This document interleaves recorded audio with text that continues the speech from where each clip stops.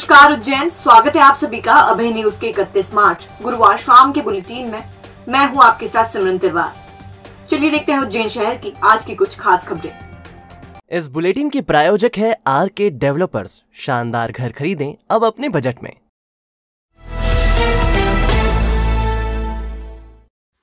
जिवाजीगंज थाने के खटीकवाड़ा में गुरुवार को एक पति गदर फिल्म का तारा सिंह बन गया। मायके वालों के पास बंधक पत्नी को ले जाने के लिए वो अपने साथियों के साथ बंदूक लेकर ससुराल पहुंचा और पत्नी को उठा ले गया।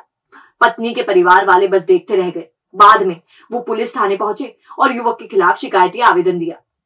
इस कहानी को समझने के लिए आपको करीब 2 महीने पीछे जाना होगा। देवास की भवानी सागर कॉलोनी में रहने वाले आकाश सांगते ने पार्श्वनाथ सिटी में रहने वाले पटवारी नरेंद्र बोरीवाल की बेटी रितिका से प्रेम विवाह किया था।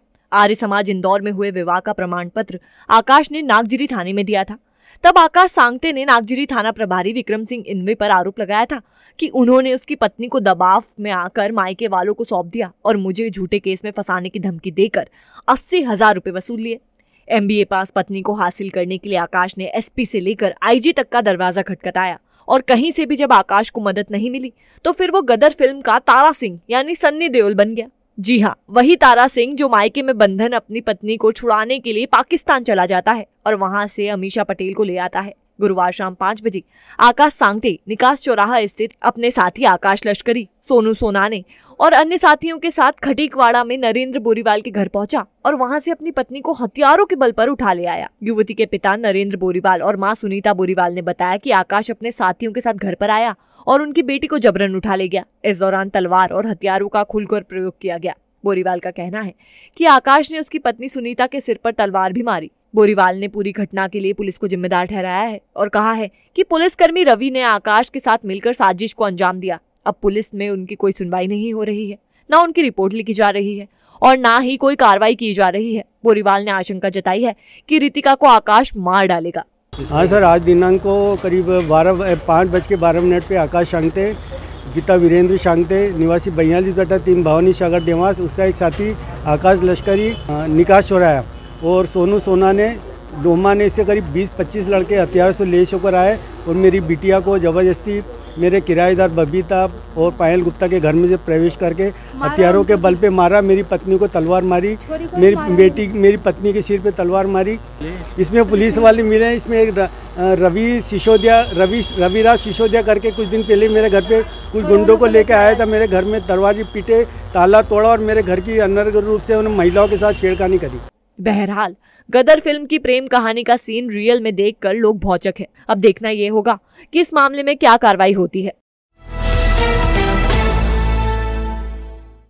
लगता है उज्जैन में वर्दी के वेश में पुलिस गुंडों का काम कर रही है। उज्जैन पुलिस का एक आरोप का मुद्दा ठंडा भी नहीं होता है कि दूसरा इशू गर्मा जाता है। अब इस बार इशू उठा है नानाखेड़ा थाने से। यहाँ के TI OP अहिर पर भारतीय जनता युवा मोर्चा के उपाध्यक्ष मनीष आंजना ने घूस मांगने का आरोप लगाया है। बसंत विहार कॉलोनी में रहने वाली मनीष आंजना ने ठगी के एक प्रकरण में समझौता नहीं करने और इस केस में फरियादियों से रुपए की वसूली का दबाव बनाने का आरोप लगाया है। आंजना ने कहा कि 20 जून 2021 को उसने अपने और समाज के लोगों के साथ हुई ठगी की शिकायत की थी। इस मामले में पुलिस ने प्रकरण दर्ज कर आरोपियों को गिरफ्तार भी कर लिया था। अब इस मामले में पुलिस फरियादियों को ही आरोपी बना रही है। आंजना ने बताया कि बोरखेड़ी निवासी सज्जन सिंह आंजना को पुलिस ने बगैर किसी आरोप के हिरासत में रखा और 6,50,000 रुपए की वसूली की। रुपए लेने के बाद भी सज्जन सिंह को आरोपी बनाकर कोर्ट में पेश कर दिया और जेल भेज दिया। इस मामले के जांच अधिकारी रामलाल भगत और रीडर सुनील गौड़ से बात की तो उन्होंने मनीष को धमकी दी कि तू ज्यादा नेतागिरी मत कर, नहीं तो तुझे केस में फंसा दिया जाएगा। इस संबंध में आंजना ने जब TI OP अहिर से बात की तो उन्होंने भी धमकी दी कि कैबिनेट मंत्री मोहन यादव मेरे मामा ससुर हैं। मनीष ने आशंका जताई है कि TI और जांच अधिकारी उसे झूठे मामले में फंसा सकते हैं। नानाखेड़ा TI OP अहिर एक बहुत ही भ्रष्ट TI है। ये बात हमें 1 साल के अंदर पता लग गई, क्योंकि जब हम यहाँ पर हमारी FIR कराई थी 1 साल पहले तो हमसे 3.5 लाख की डिमांड की गई। उनकी ये डिमांड हमने सब समाजजनों ने पूरी करी। उसके बावजूद कल एक निर्दोष व्यक्ति को एक रात बिठाया गया, उससे 6.5 लाख रुपए लिए। 1.5 लाख तो उससे जब उसको पकड़ा, जब उसके जेब में थे, मजदूरों को बांटने के लिए आया था, उससे छीन लिए गए और 5 लाख रुपये रात में उससे लिए गए। ये शिकायत मैंने TI से की कि भैया आपने जब पैसे ले लिए आप तो इसको छोड़ दो।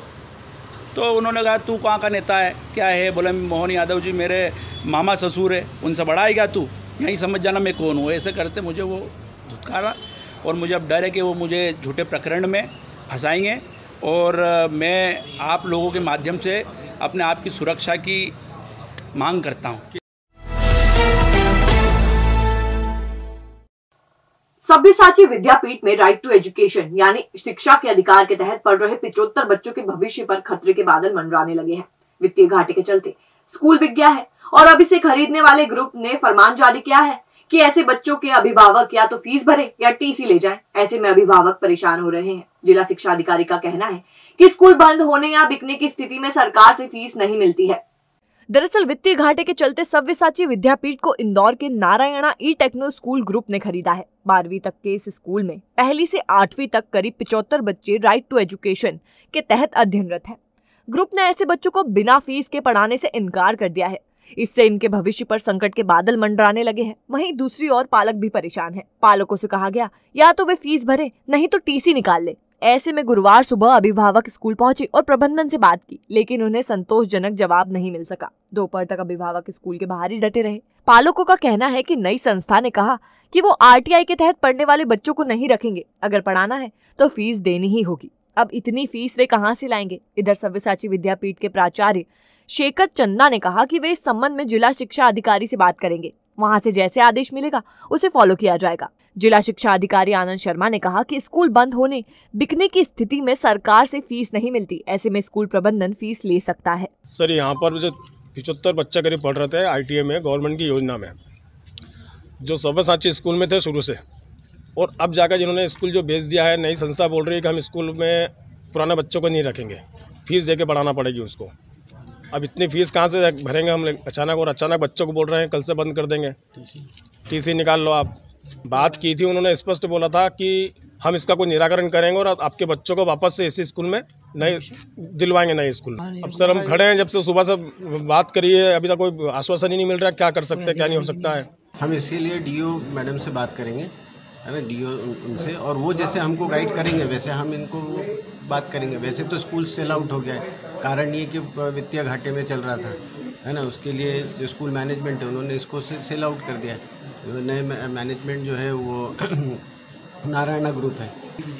ये यहाँ से जो नारायणा ग्रुप के उन्होंने जो वो हैं ऑथराइज जो है, उन्होंने उनको कॉल किया पेरेंट्स, ऐसा पेरेंट्स का कहना है, और उनको ये बोला गया है कि आरटी के बच्चों को नहीं पढ़ाया जाएगा, उनको फीस से पढ़ाया जाएगा। ऐसा कोई इंस्ट्रक्शन वहाँ से नहीं आया। हम उनसे भी बात करेंगे, अभी डीओ से बात करेंगे, तो डीओ जैसा हमको इंस्ट्रक्ट करे फिर हम उसको फॉलो। सव्यसाची के संचालकों ने 2 महीने पहले से पालकों को ये कह रखा है कि आपके बच्चे यहीं पर पढ़ेंगे। सव्यसाची के नहीं गए, हम सव्यसाची ने ये इंस्ट्रक्शन दिया था कि ये स्कूल सेल आउट हो गया है। बच्चों को पढ़ाने का उन्होंने आश्वासन दिया गया था। पालकों को कहना है कि उनके बच्चों को यहीं पर पढ़ाने का आश्वासन यहाँ दिया पे गया, पढ़ाने का नहीं, इसलिए उन्होंने बच्चों को शिफ्ट नहीं किया था। अब आखिरी में चूंकि बच्चों को शिफ्ट कर नहीं सकते जब तक कि शासन से हमारे पास कोई वो नहीं आता है ना, तो हम उनको शिफ्ट नहीं करते। ये इसलिए मैंने यही समझाया कि हम पहले डीओ से बात करेंगे, डीओ जैसा हमको निर्देश देते रहेंगे हम इसके पहले। फ्रीगंज क्षेत्र स्थित एसएस नर्सिंग कॉलेज में एक मुश्त फीस भरने को लेकर हंगामा हो गया। 4th सेमेस्टर के विद्यार्थियों के अभिभावकों ने स्कूल प्रबंधन पर आरोप लगाया कि वो एक मुश्त फीस मांग रहा है, जबकि प्रबंधन ने सफाई दी कि हम लगातार फीस भरने के लिए कह रहे हैं। दरअसल 4th सेमेस्टर के विद्यार्थियों का ये अंतिम साल है। उन्हें पूरे कोर्स के लिए 65,000 रुपए की फीस जमा करनी है। जनरल कैटेगरी के विद्यार्थियों को तो कोई दिक्कत नहीं है, दिक्कत SC, ST और OBC वर्ग के विद्यार्थियों की है। इन लोगों को 30,000 रुपए स्कॉलरशिप के तौर पर मिलते हैं और अब तक ये राशि नहीं आई है। ऐसे में विद्यार्थियों ने फीस जमा नहीं की है। अब अंतिम सेमेस्टर होने से कॉलेज प्रबंधन पूरी फीस मांग रहा है तो अभिभावक विवाद कर रहे हैं। गुरुवार को इसके चलते कॉलेज में खूब हंगामा हुआ। अभिभावक संतोष कुमार ने बताया कि हमें पूरी फीस जमा करने का कहा जा रहा है, हम पूरी फीस जमा नहीं कर सकते। गीता अखंड ने बताया कि अभी स्कॉलरशिप नहीं आई है, ऐसे में पूरी फीस जमा कैसे करें। प्राचार्य नीलू साहू का कहना है कि बच्चों से 3 किश्तों में रुपया जमा कराया जाता है। 4th सेमेस्टर के बच्चों ने अब तक एक भी किश्त जमा नहीं कराई है। जहां तक स्कॉलरशिप का सवाल है तो वो सीधे विद्यार्थियों के अकाउंट में आती है, इसलिए इन बच्चों को पूरी फीस जमा करने के लिए बोल रहे हैं। SC विद्यार्थियों के मामले में दिक्कत नहीं है, लेकिन OBC के विद्यार्थियों की अब तक स्कॉलरशिप भी नहीं आई है। कॉलेज प्रबंधन इसलिए पूरी फीस मांग रहा है, इसमें कुछ गलत नहीं है। पिछले 5 दिन से परेशान कर रहे हैं, बच्चे की फीस जमा करें। मेरे घर के अंदर वो ट्रेजरी हो चुकी है, उसके बाद भी मैंने 20,000 रुपये जमा कर दिए। अब इनका कहना पड़ रहा है कि 20 नहीं, आप पूरे छात्रवृत्ति सहित पैसा जमा करो। कल से छात्रवृत्ति आने के बाद बच्चा भग जाएगा, बच्चा परीक्षा नहीं दे पाएगा। और छात्रवृत्ति का कोई भरोसा नहीं, हमारे को छात्रवृत्ति आपकी आए चाहे नहीं आए। वो पिछले 3 साल से छात्रवृत्ति ले रहे हैं ये लोग, जब तो भगी नहीं छात्रवृत्ति, क्या इस साल ही भगेगी छात्रवृत्ति? बच्चे का लास्ट ईयर है। मेरे को समस्या ये आ रही है कि ना मेरे से यूँ बोला गया था कि सिर्फ आपको ना फीस का पैसा जमा करना है, और मैंने फीस का पैसा पूरा कर दिया। अब ये कह रहे हैं कि बच्चों को एग्ज़ाम नहीं देने देंगे, तो पूरी फीस जमा करो। तो हम नहीं कर सकते पूरी फीस जमा। पूरी फीस कितनी मिलती है? फीस कितनी जमा करते हैं? 30,000। फीस कितनी जमा करते हैं? 35,000, 37,000। बच्चों को 3 किस्त में पैसा जमा करना होता है, जिसमें से अभी 1 किस्त भी जमा नहीं हुई है। स्कॉलरशिप के लिए फॉर्म बच्चे भरते हैं, हम यहाँ से फॉरवर्ड करते हैं, स्कॉलरशिप उनके अकाउंट में आती है। कॉलेज का स्कॉलरशिप से लेना देना नहीं होता। 14 बच्चों का ये बैच है, जिसमें से 2-3 बच्चों का तो क्लियर है, 1-2 बच्चे का कुछ फीस बाकी है, वो आके जमा कर रहे हैं। बाकी का स्कॉलरशिप है तो कुछ ST/SC के बच्चे हैं, कुछ OBC के हैं। तो ST/SC के बच्चों की स्कॉलरशिप 2-3 महीने में आ जाती है। OBC के बच्चों की स्कॉलरशिप ड्यू टू कोरोना अभी थोड़ा लेट सेंक्शन हो रही है ना। तो अभी फर्स्ट ईयर में भी हमने इनको फेवर किया, सेकेंड ईयर, थर्ड ईयर में फेवर किया कि स्कॉलरशिप जब आई तब नहीं हमने फीस के साथ में भी एग्ज़ाम फॉर्म भरने दिया। पर ये लास्ट ईयर है, अगर वो कोऑपरेट नहीं करेंगे तो कॉलेज भी कैसे कोऑपरेट कर पाता। कोठी पैलेस पर गुरुवार को 2 स्टाम्प वेंडरों के बीच जमकर लात घुसे चले। देखते ही देखते कुर्सी और टेबल भी फेंकी गई। विवाद में एक वेंडर घायल हो गया। उसकी शिकायत पर पुलिस ने प्रकरण दर्ज किया है। दरअसल कोठी पैलेस में अभी भी स्टाम्प खरीदी बिक्री की जाती है। पवासा निवासी नरेंद्र पांचाल और ढाब रोड निवासी विनोद शर्मा भी यहाँ पर स्टाम्प बेचते हैं। इनके बीच पहले से ही अनबन चल रही है। गुरुवार को एक बार फिर दोनों आमने सामने हो गए। पहले दोनों के बीच बातों से युद्ध लड़ा गया, फिर हाथ पैर चलने लगे। हालत ये हो गई कि विनोद शर्मा ने पुत्र वैभव और आकाश के साथ मिलकर नरेंद्र के सिर पर टेबल कुर्सी पटकनी शुरू कर दी। इससे नरेंद्र पांचाल बुरी तरह घायल हो गया। लहूलुहान हालत में उन्हें जिला अस्पताल में भर्ती कराया गया। सूचना मिलने पर माधवनगर पुलिस भी मौके पर पहुंची और पूरे मामले की तफ्तीश की। थाना प्रभारी मनीष लोधा ने बताया कि नरेंद्र कम दाम में स्टाम्प की बिक्री करता है, इससे विनोद शर्मा को आपत्ति है। इसके चलते दोनों के बीच पहले भी विवाद हो चुके हैं और अभी भी इसीलिए विवाद हुआ है।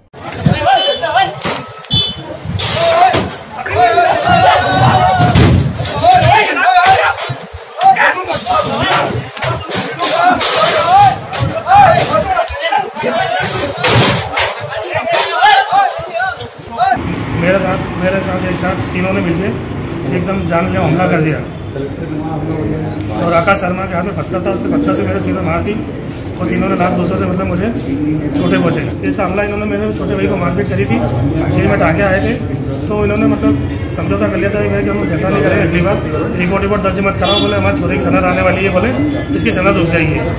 तो फिर हमने जो है समझौता कर लिया था। इसका नाम विनोद शर्मा, विभव शर्मा और आकाश शर्मा। अभी करीबन 2 साल से ये ज़्यादा करने लग गए हैं। जब से स्टाम्प का लाइसेंस लेके आ गए और हमारे पास बैठ गए और मतलब कोठी परिसर उज्जैन के बाहर स्टाम्प वेंडर बैठते हैं। इनमें नरेंद्र पांचाल जो फरियादी है वो घायल हुआ है। इनका झगड़ा जो है वो कम दाम पे काम करने की बात को लेकर हुआ था। इसमें नरेंद्र पांचाल जो है उपचाररत है, अस्पताल में भर्ती है।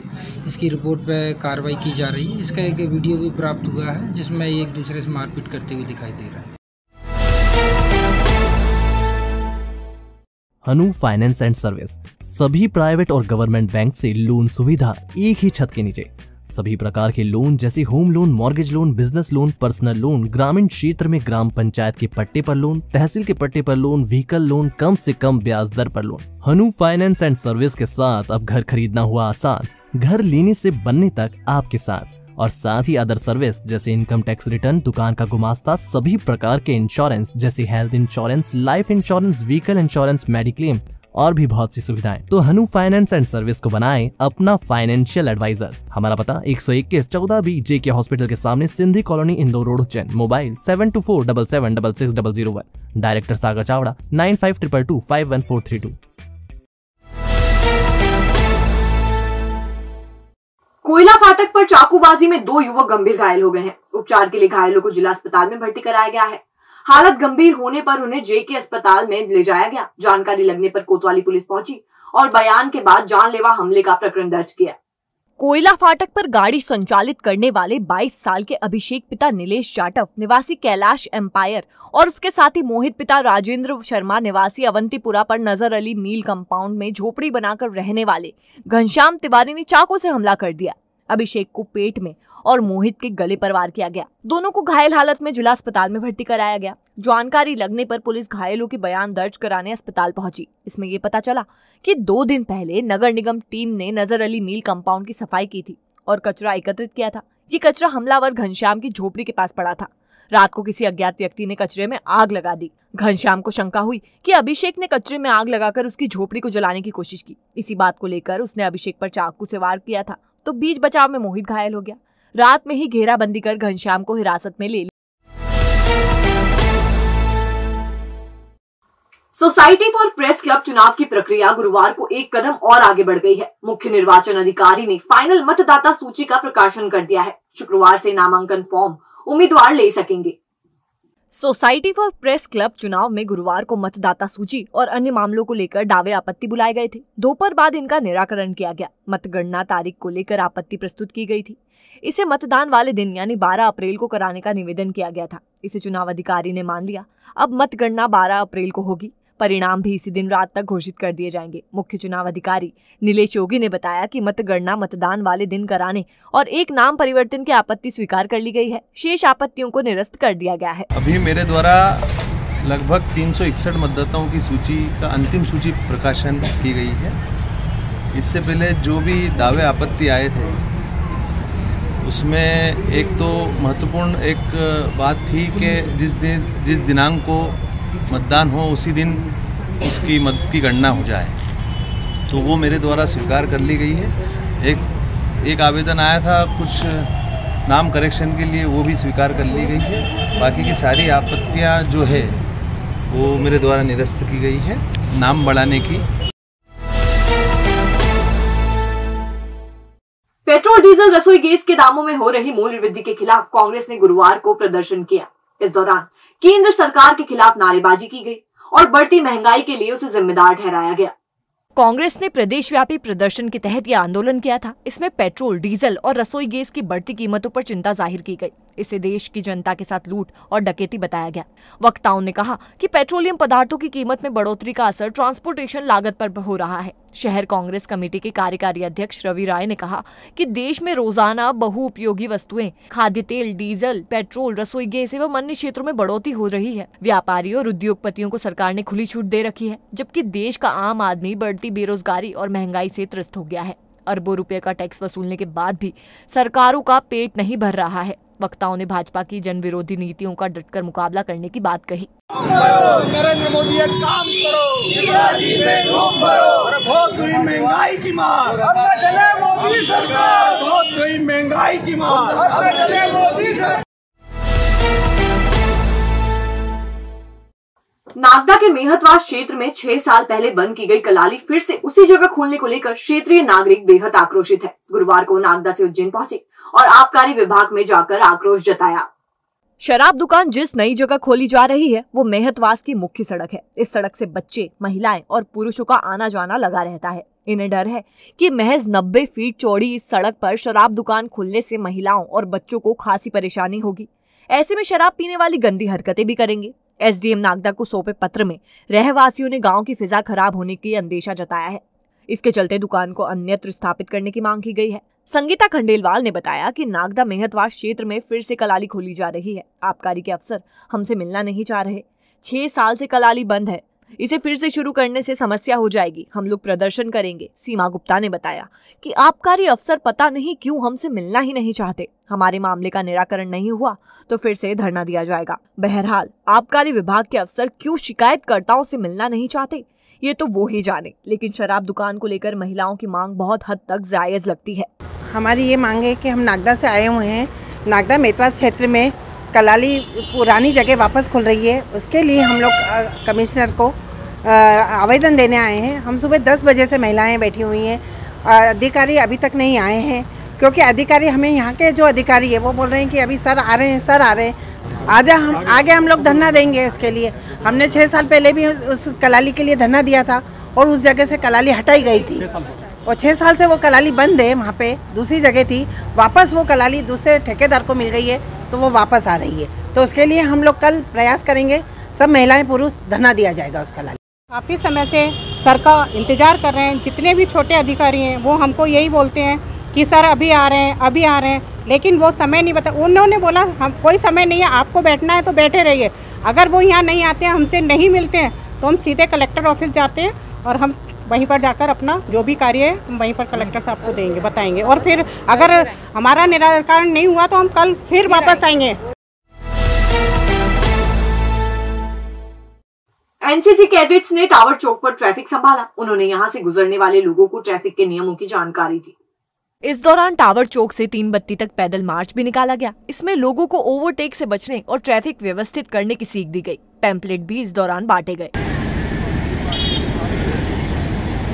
और एक रैली हम लोगों ने, एक छोटी सी रैली लोगों को जागरूक करने के लिए निकाली है, ताकि लोग अलर्ट हो, अवेयर हो कि हेलमेट कितना ज़रूरी है उनके लिए, सीट बेल्ट कितना ज़रूरी है उनके लिए, और जो पुलिस जितना बेसिक उनकी जानकारी दे सकती है उनको सड़क पे खड़े होके। तो ये हमने एक छोटी सी रैली से बस ये रिप्रेजेंट करना चाहा है। Galaxy square a complete lighting solution. एक स्थान सो समाधान आपके लाए हैं सबसे कम रेट में best quality lights and accessories. LED lights, LED panel, सैविक, Western, Vinay, Anchor switch, heavy quality roof light and all accessories जो चले सालों साल। Surya, Bajaj, Orient, blue ceiling fan, cooler, motor, geyser जो आप एक बार लगाएंगे तो सालों की छुट्टी पाएंगे। होलसेल रेट में उपलब्ध है LED flood light, LED street light, LED power light, LED series, all decoration items and handmade series. आपका 40 सालों का विश्वास हमारे साथ। गैलेक्सी स्क्वायर 1982 से शहर को दे रहा है complete light solution. Wholesale and retail rates are available for all electrical goods. Galaxy Square C6 Pandit Deendayal complex, सावे रोड, उज्जैन। कॉन्टैक्ट 9752843852।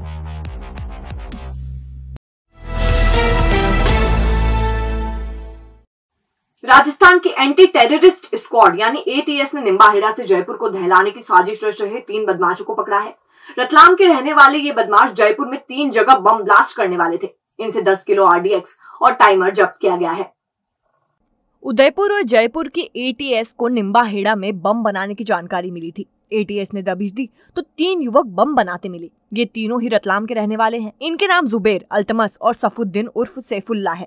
जुबेर और अल्तमस ने 2017 में तरुण सांकला की रतलाम में हत्या की थी, जबकि सरफुद्दीन उर्फ सैफुल्ला ने 2014 में कपिल हत्याकांड को रतलाम में अंजाम दिया था। जमानत मिलने के बाद तीनों बाहर चल रहे थे। ATS ने रतलाम के आरोपियों को पकड़े जाने की सूचना रतलाम पुलिस को दी है। इसके बाद रतलाम पुलिस इसके बारे में तफ्तीश कर रही है। आरोपियों के घर और उनके मिलने वालों के घरों की तलाशी ले रहे हैं। पूछताछ जारी है। शुरुआती विवेचना के बाद ये पता लगाया जा रहा है कि इनके पास RDX आया कहां से। जो इसमें 3 संदिग्ध व्यक्तियों को पुलिस के द्वारा गिरफ्तार किया गया है। इसमें इनके जो ठिकानों का पता चला है, इनकी पुरानी जो आपराधिक गतिविधियां हैं पृष्ठभूमि को देखते हुए भी इनके सभी ठिकाने, इनके सभी साथीदारान, इनसे और किन किन लोगों का लिंक था, उन सभी मामलों में, उन सभी दिशाओं में रतलाम पुलिस और साथ साथ मध्य प्रदेश ATS भी इसमें कार्यरत हुई। और रतलाम पुलिस में रतलाम के स्थानीय स्तर पे हम इनके सभी ठिकानों की तलाशी ले रहे हैं। इनसे मिलने वालों के, इनके जो अन्य साथी हैं उनकी तलाशी, उनकी जो पूछताछ है वो जारी है। और अन्य जगह यदि कहीं इन्होंने इस तरह का कोई विस्फोटक या अन्य कोई अवैध सामग्री छुपा रखी है तो उसकी तलाश भी जारी है। और अब खबरें दे दनादन। नवनियुक्त जिला अभियोजकों का सम्मान किया गया। जिला लोक अभियोजक पद पर मिश्री लाल चौधरी और अतिरिक्त जिला लोक अभियोजक पद पर रूप सिंह राठौड़, सत्येंद्र सिंह सिकरवार तथा राहुल विपट की नियुक्ति की गई। साफा बांधकर तथा सरोपा देकर अभिभाषक हरदयाल सिंह ठाकुर, MM जोशी, दिनेश पंड्या, योगेश व्यास, वीरेंद्र शर्मा, किशोर शर्मा, कुंवर कर्ण सिंह, अमित उपाध्याय, धीरेन्द्र सिंह ठाकुर, अजय सिंह भाटी, महिपाल सिंह बैस, मुकेश उपाध्याय, राजेंद्र सिंह असावत, प्रदीप शर्मा, राधे राजपूत, विश्वजीत सिंह चौहान, वीरेंद्र सिंह सिसोदिया, अजय शंकर तिवारी, सोनाली विजयवर्गीय आदि ने सम्मान किया।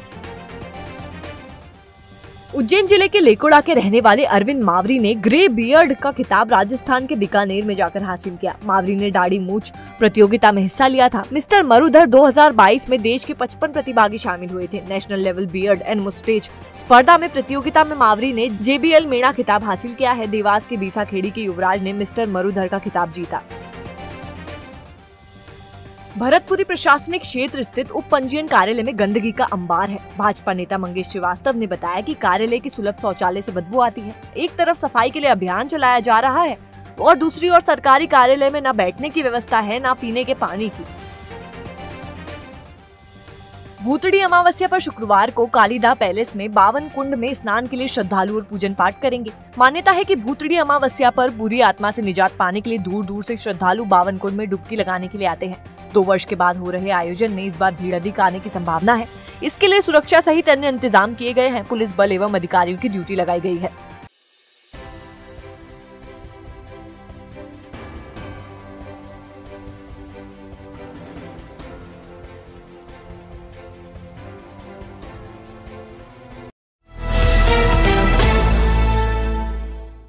तो आपने देखा अभी न्यूज का आज का बुलेटिन। अगर खबरों को लेकर कोई फीडबैक है तो हमारे कमेंट सेक्शन में या फिर इनबॉक्स में जरूर बताइएगा। कल फिर मिलेंगे इस समय। नमस्कार।